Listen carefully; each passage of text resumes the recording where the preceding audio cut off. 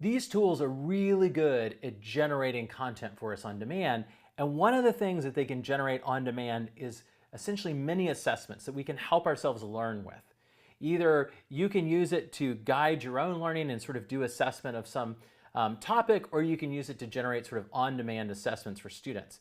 Now, there's a lot of things, obviously, people are concerned about. Are they going to make mistakes and things? But generally, they do a really good job, particularly if they're on topics that are very well understood.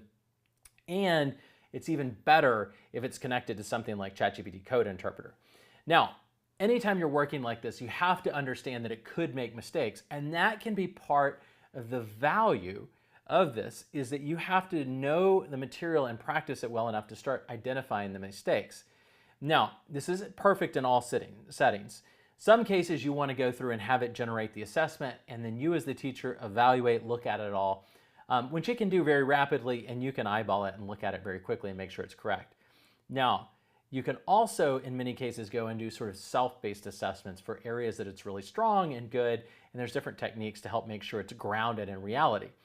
Now, I'm going to do some math-based examples, and part of the way that we can ground math-based examples into reality is to help use Code Interpreter, where it can write code and do analysis to make sure the math is right.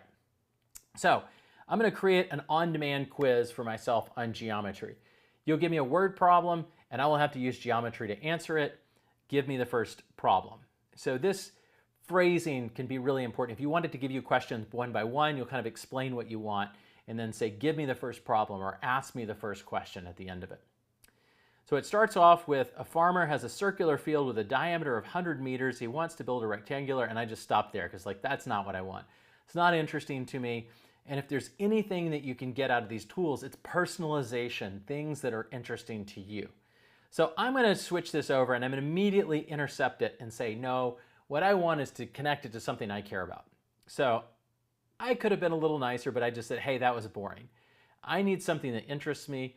I love doing jumps on my BMX bicycle. So I'm imagining my son, who loves to do BMX bicycle racing. And so it switches the problems immediately.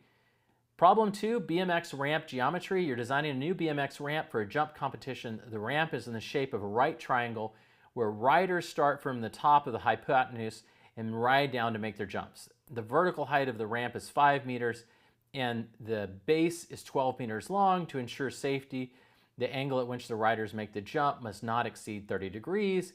Given these constraints, is the current ramp design safe for the riders?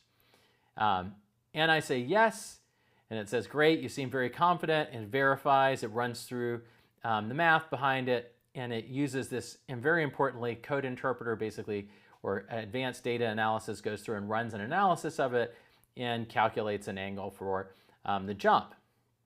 Now, I can ask it to do another problem, and it'll generate another one on demand, BMX track design.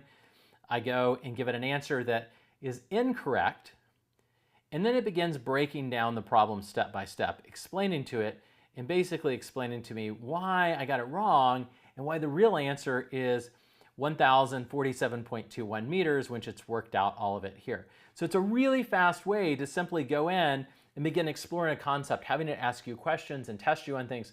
That's not going to work for all topics. There are topics it's going to make mistakes on.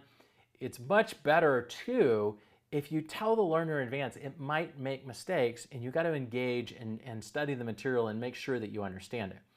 That also means it's probably not something that will always work if the learner doesn't have enough grasp on it, or if the teacher isn't there. But it's a really great tool if the teacher's there and they can go and eyeball it, right? If they can be around as the students are interacting, they can take a look, they can fact check it.